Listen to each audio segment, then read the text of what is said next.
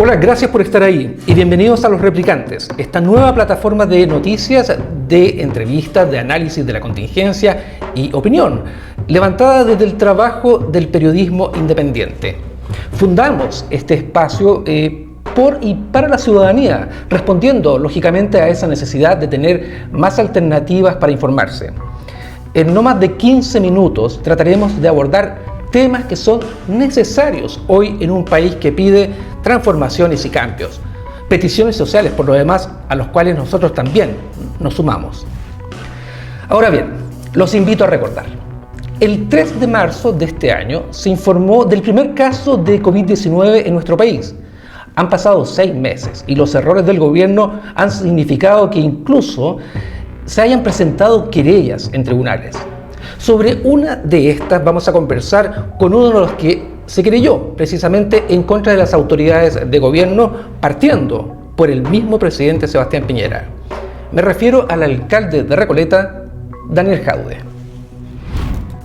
Queremos agradecer al alcalde de Recoleta por estar con nosotros aquí en Los Replicantes. Bienvenido, Daniel Jadue. Muchas gracias, Gustavo. Un abrazo a ti y a todos y todas quienes nos están mirando.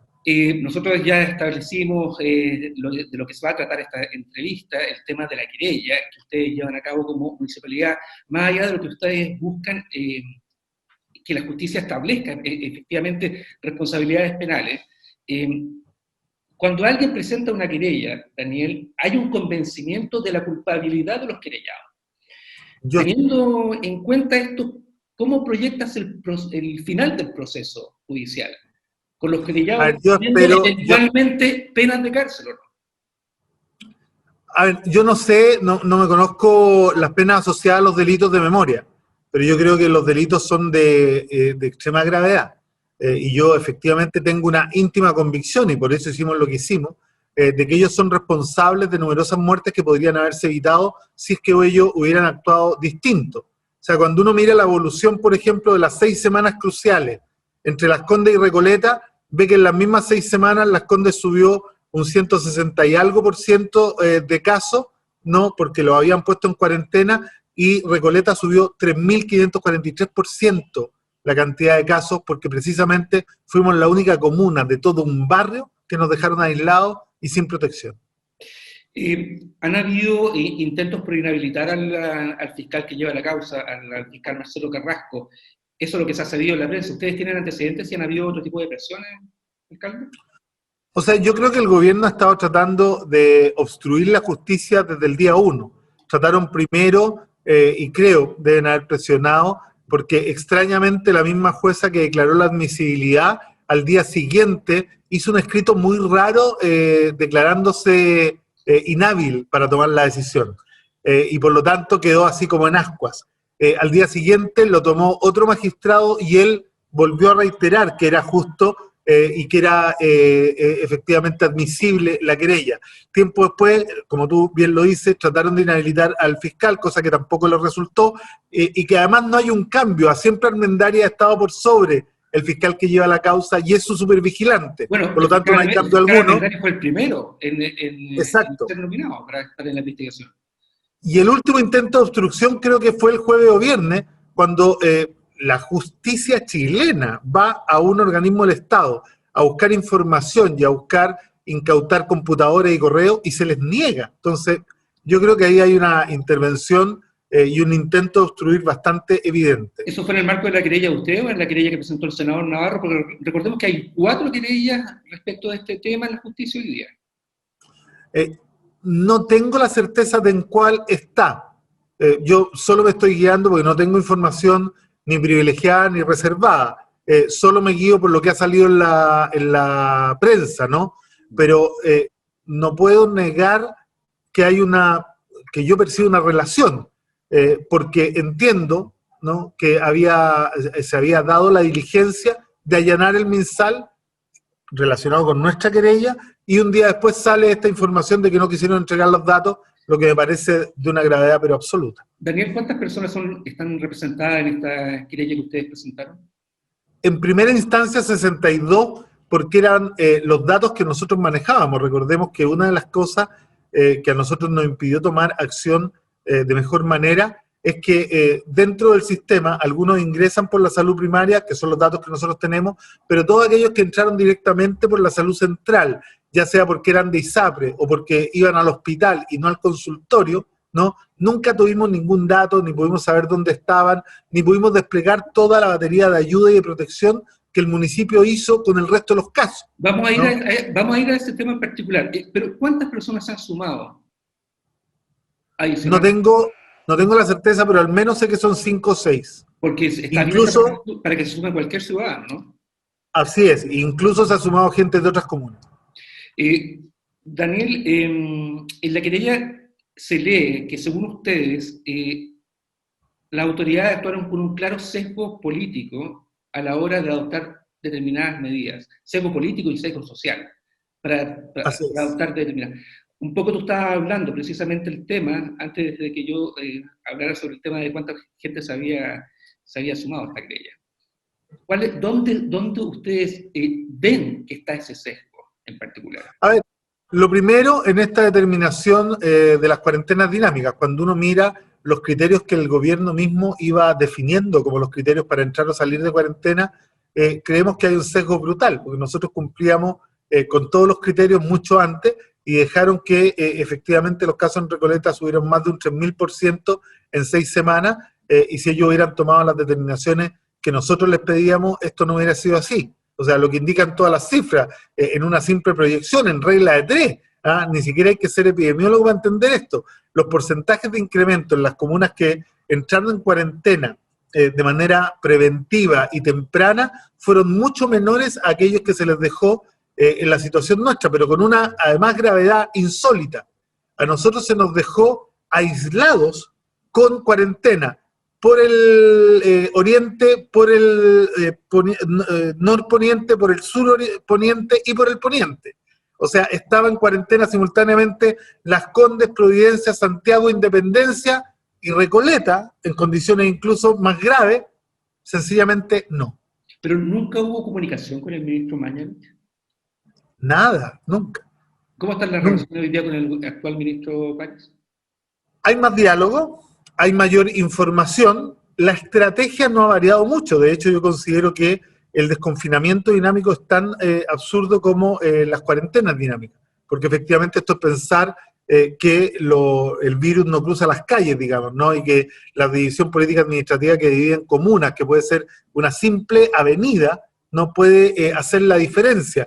Y yo creo que esto es lo que está significando, como lo predije hace mucho tiempo, que hoy día estemos empezando a preocuparnos más. Habíamos llegado a positividades sumamente bajas, hoy día está empezando a subir, a pesar de que los números en Recoleta son bastante prometedores, en el sentido que ya estamos informando más del 97% de los casos antes de las 48 horas, y estamos trazando más del 95-6% de los casos.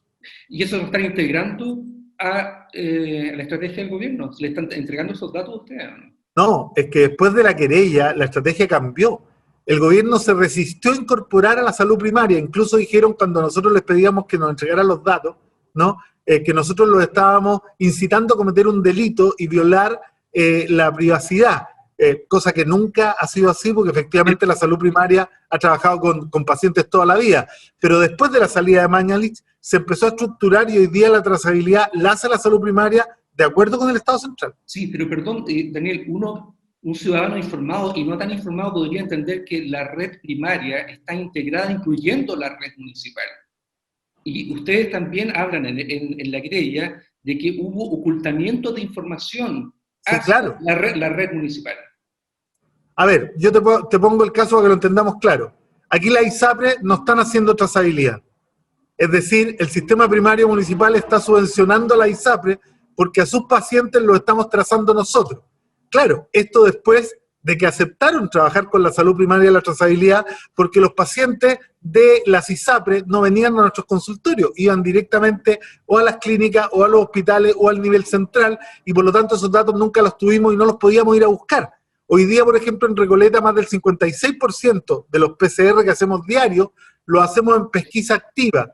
No es porque alguien nos venga a pedir el examen porque tiene síntomas, sino que nosotros vamos a los barrios en donde tenemos detectados vecinos con el virus, digamos, y lo hacemos de manera preventiva y eso nos ha ayudado a ir mitigando el avance de la cuarentena, o sea, de la pandemia.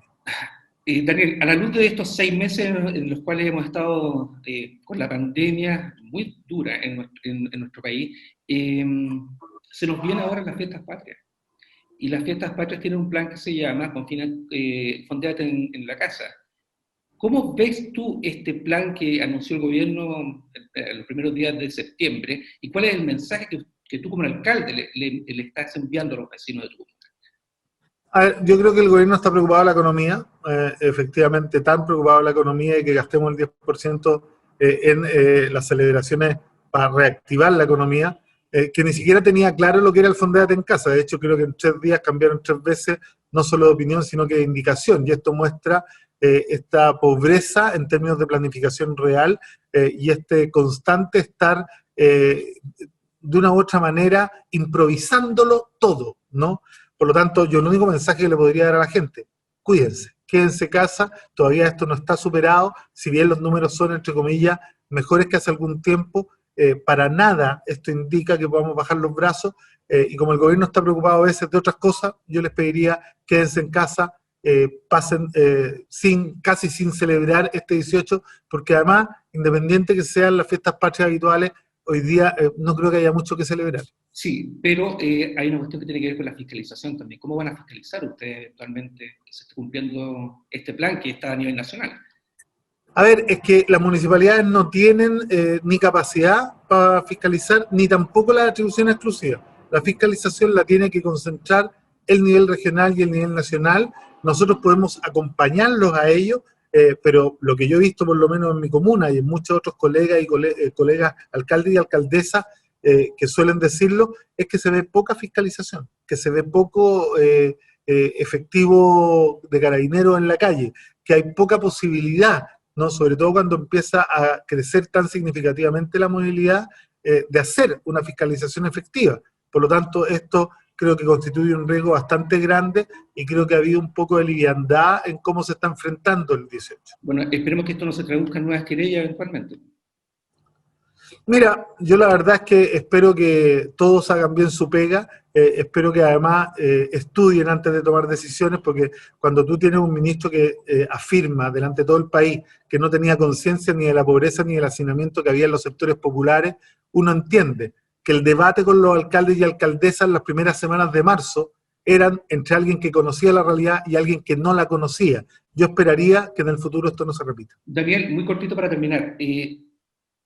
¿Cuál es el eslabón más culpable, en el fondo, dentro de los querellados? Porque recordemos que es el presidente de la República, el exministro Jaime Mañalich y los subsecretarios Daza y Zúñiga.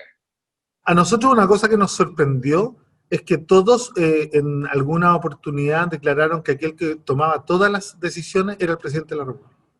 Los subsecretarios, el mismo ministro, y por lo tanto yo creo que la responsabilidad está alojada principalmente en él, ¿no? Y en toda la línea de mando, pero eso tendrá que definirlo la justicia. Quiero recordar las dos querellas anteriores que son, entre comillas, similares a esta. En el 2005 la derecha puso una querella contra las autoridades de la época por el desastre de Antuco, y en el 2010 por el terremoto y el tsunami, ¿no? Y todos apuntaron siempre a la responsabilidad principal. No veo por qué en esta no podría apuntarse a la misma responsabilidad, si aquí no estamos hablando de 45 minutos, sino que estamos hablando de más de 100 días de un pésimo manejo de la pandemia. Daniel Jadwe, claramente nos quedan un montón de temas para hablar contigo, pero nos centramos precisamente en lo que es el tema de la querella. Vamos más adelante a tomar nuevo contacto contigo para poder conversar sobre otros temas que se nos quedan en el tintero. Muchas gracias, Gustavo. Un abrazo a todos y a todas, y gracias por este espacio. Muchas gracias. Esta es una de las 4 querellas interpuestas en contra de autoridades y exautoridades de gobierno por el manejo que han hecho de la pandemia. Hay que sumar otros elementos. Se ha presentado una acusación constitucional en contra del exministro Jaime Mañalich, interpuesta por diputados de oposición. Y además, también estamos a días de conocer cómo funcionará un cuestionado plan para fiestas patrias, el Fondéate en Casa. Esperemos que esto no traiga nuevas demandas a futuro. Nos vemos la próxima semana en un nuevo capítulo de Los Replicantes. Los espero.